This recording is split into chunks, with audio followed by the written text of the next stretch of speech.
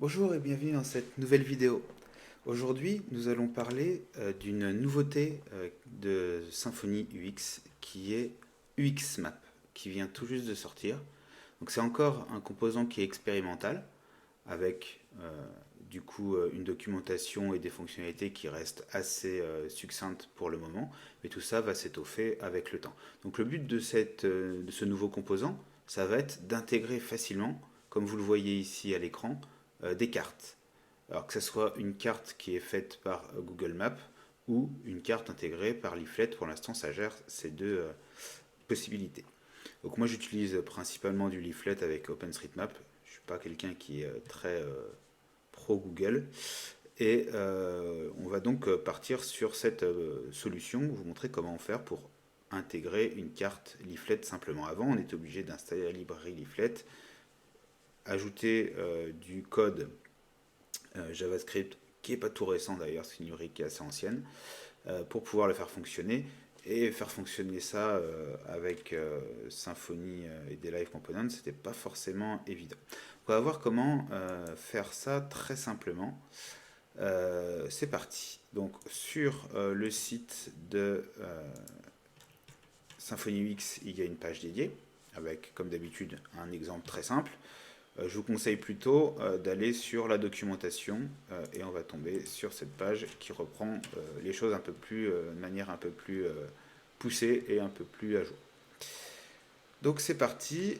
Pour démarrer, on va faire un composer require de Symfony UXMap. Donc là, j'ai initialisé un projet Symfony basique. J'ai absolument rien installé.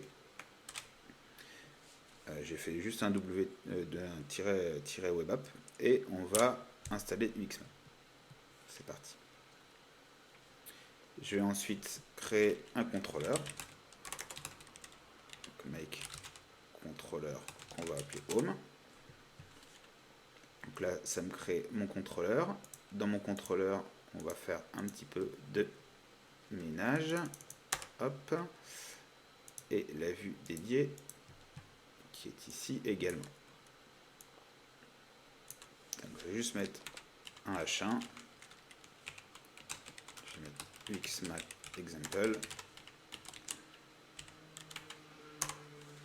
Et donc là, si hop, je le mets sur slash, si je vais sur slash maintenant, j'ai bien ma page. Donc, comment faire pour intégrer notre carte? Donc, on va prendre la documentation ligne après ligne. Donc là, c'est si on utilise Webpack, c'est pas le cas, on est sur Asset Mapper. Ça se configure automatiquement dans uxmap.yaml avec les recettes de Flex. On voit bien qu'on a ici un uxmap.yaml et qui va chercher un UXMap DSN. Donc ce UXMap DSN, on va le configurer. Soit on utilise du Google et il faut indiquer ici la clé API de Google, soit on utilise Leaflet et du coup il n'y a rien à faire. Donc on va se mettre dans hop, notre .env.local.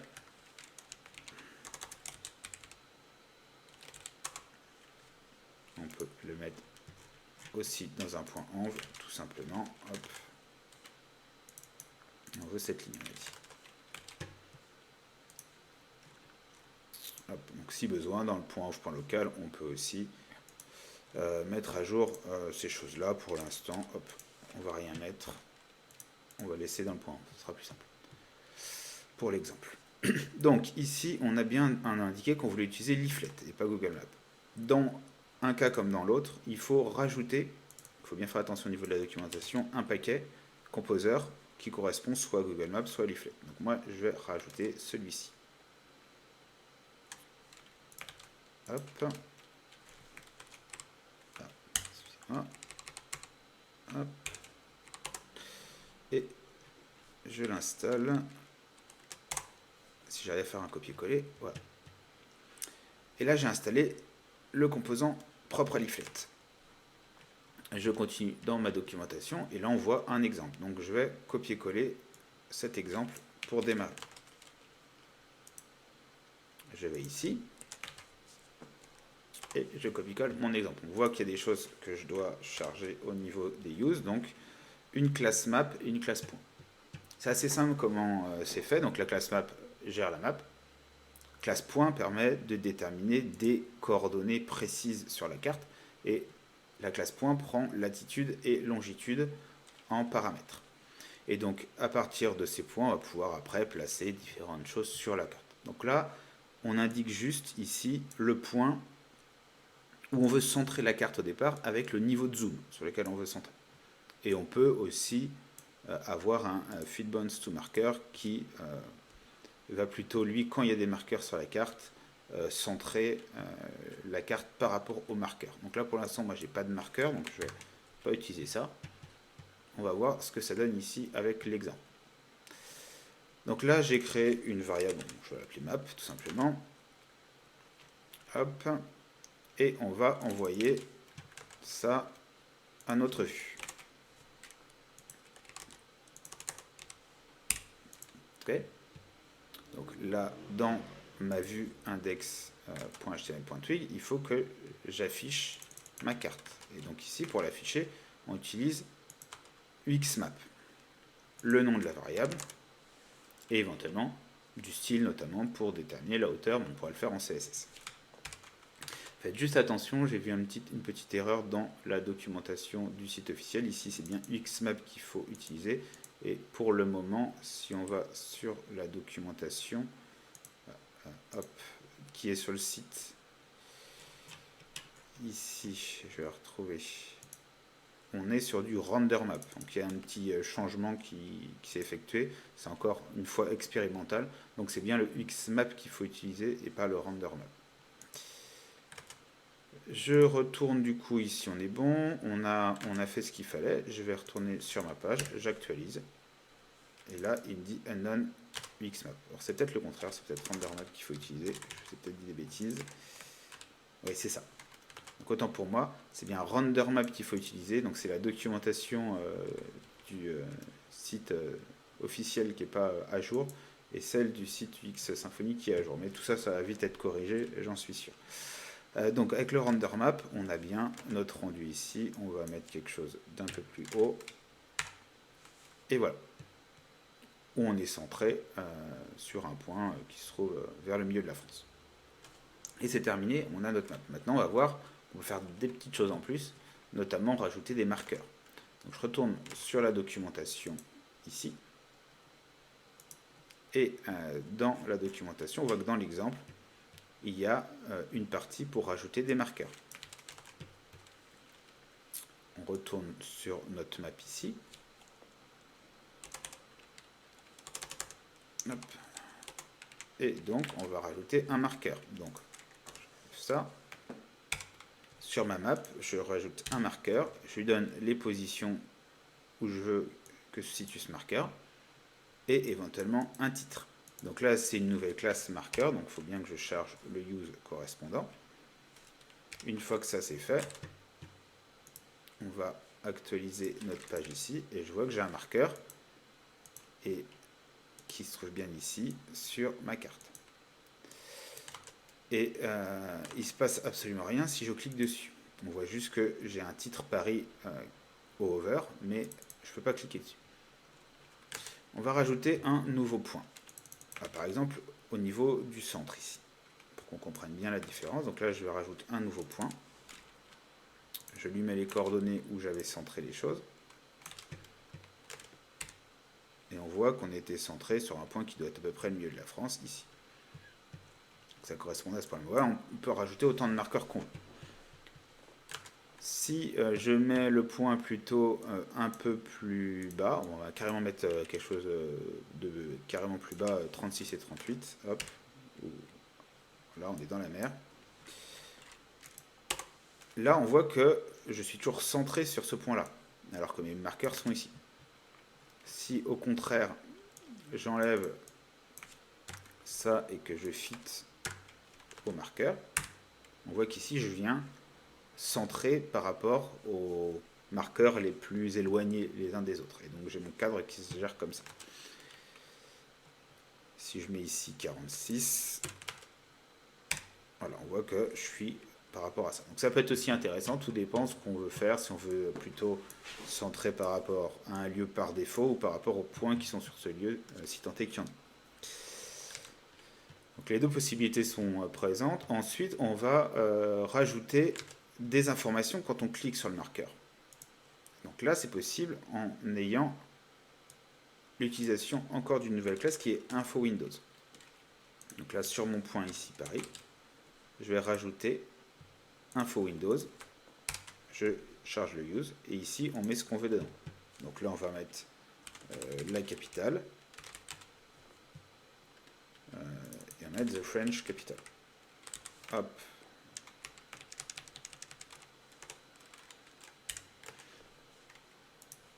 Je réactualise. Et on voit qu'ici, hop, mon point où j'avais changé, hop, qu'est-ce que j'avais changé? Je sais plus ce que j'avais mis, du coup c'est pas le bon, ça c'était celui qui correspondait à Issoudun, à peu près. Donc on va reprendre les bonnes coordonnées pour que ça soit logique. J'enlève l'autre marqueur. Donc, normalement j'ai plus qu'un point, on voit que je suis directement centré dessus parce que je suis en mode qui fit tout marqueur.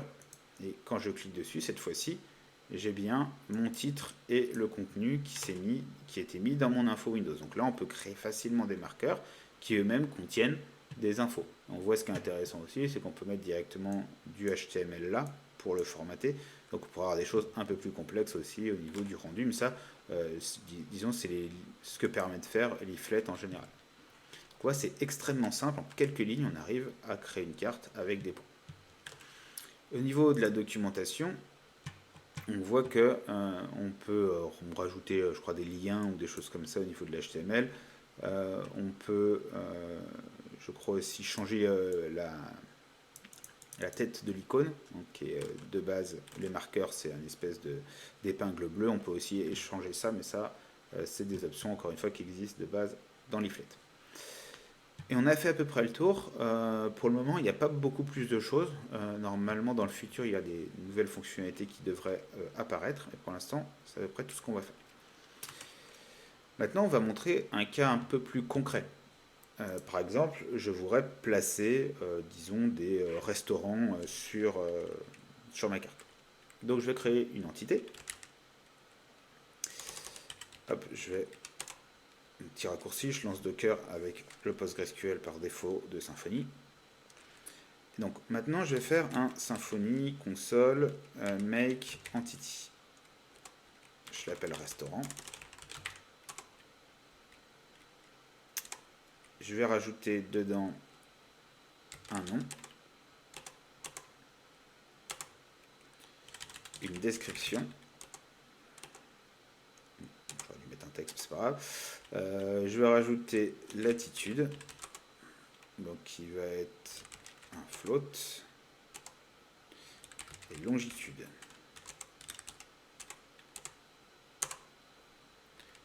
Ok, Symfony make migration.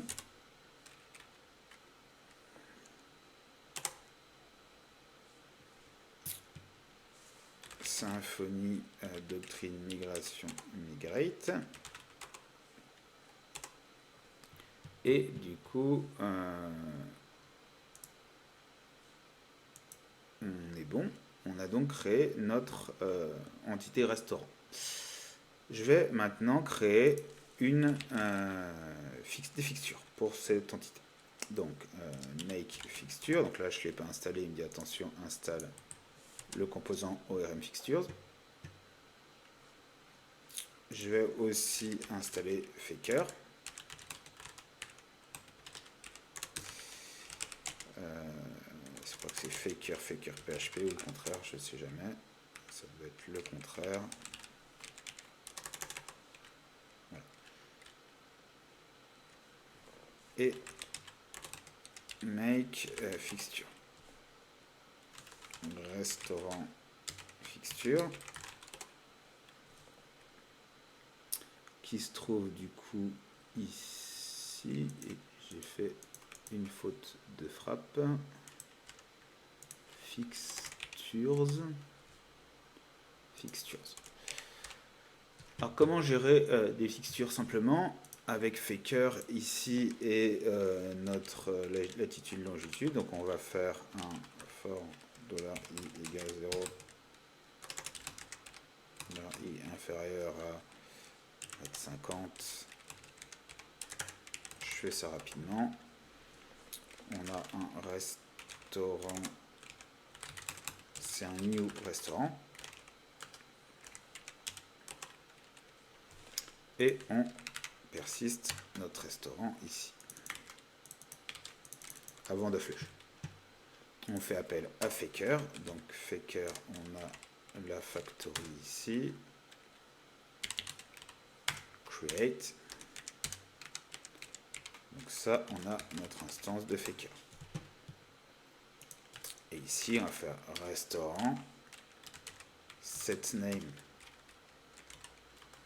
On va mettre un Faker compagnie.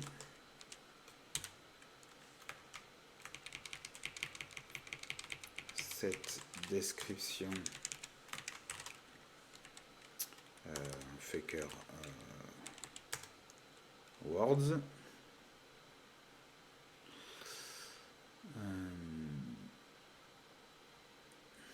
On en veut 20 en tant que string. Et là, ce qui nous intéresse le plus, on veut setter latitude. Et là, on a un Faker latitude. On veut setter des longitudes. Et on a un Faker longitude. Ça, c'est pas mal. Le problème, c'est que ça placerait des points n'importe où dans le monde. Moi, je voudrais me limiter à une zone précise pour mon exemple. Et là, on peut aussi lui donner des fourchettes. Donc, on voit que la France, au niveau de la latitude, on va dire qu'on est, je vais mettre un peu au hasard, entre 46 et 48. Longitude, on était entre 1 et 5. Je ne sais pas si c'est le contraire ou pas, je crois que c'était ça. Ça paraît pas mal. Et bien, on est bon, là on crée 50 restaurants. Donc je relance tout ça. Donc Symfony console doctrine fixture load. Là, j'ai normalement créé mes différents restaurants. On va voir si ça marche. Ici, je vais tout simplement appeler mon restaurant repository.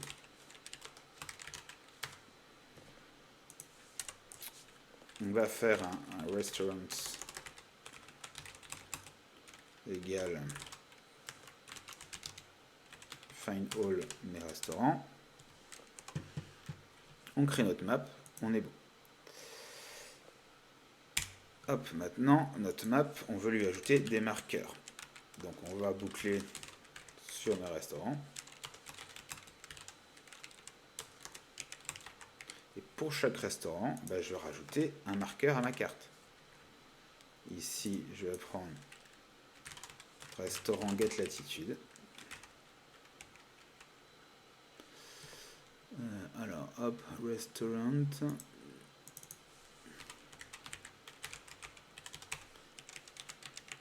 Et un restaurant get longitude.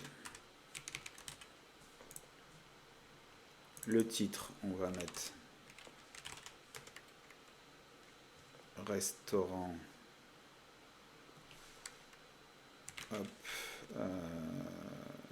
get name. Même si on n'a pas vraiment besoin de titre, on va le remettre ici. Et ici, ma description. Et normalement, je vais avoir une infobulle qui va être différente en fonction de chaque restaurant. Si je retourne sur ma map et que j'actualise, là, j'ai une petite erreur. Il a du mal à charger mon restaurant. Alors, je regarde mon entité qui s'appelle bien restaurant. J'ai bien un restaurant repository. J'ai un truc que j'ai pas dû bien charger. J'ai mon restaurant repository et on va voir ce que j'ai ici.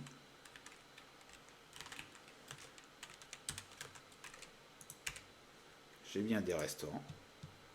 Là, on est bon. Donc je crée ma map. Je boucle sur mes restaurants. On va regarder chaque restaurant ce que j'ai. Hop, et là, ça ne fonctionne pas. J'ai dû faire une petite erreur quelque part. Hop. Chez ma map, je reboucle ici. Donc là, j'ai bien mes 50 restaurants, tout est bon.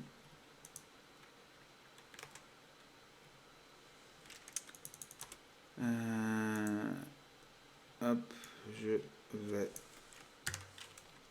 faire plutôt comme ça. Là, je vois que j'ai bien un restaurant. Name, description, latitude, longitude. Et ben, j'ai perdu un temps fou pour pas grand chose. C'est juste ici, j'ai pas mis le P à description. Mais vous l'aviez sans doute vu. Et voilà, j'ai bien tous mes restaurants qui sont mis dans ma zone où j'ai déterminé mes points faker.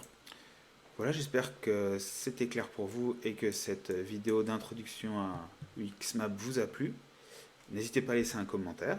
Et puis je vous dis à très bientôt pour une prochaine vidéo. Merci.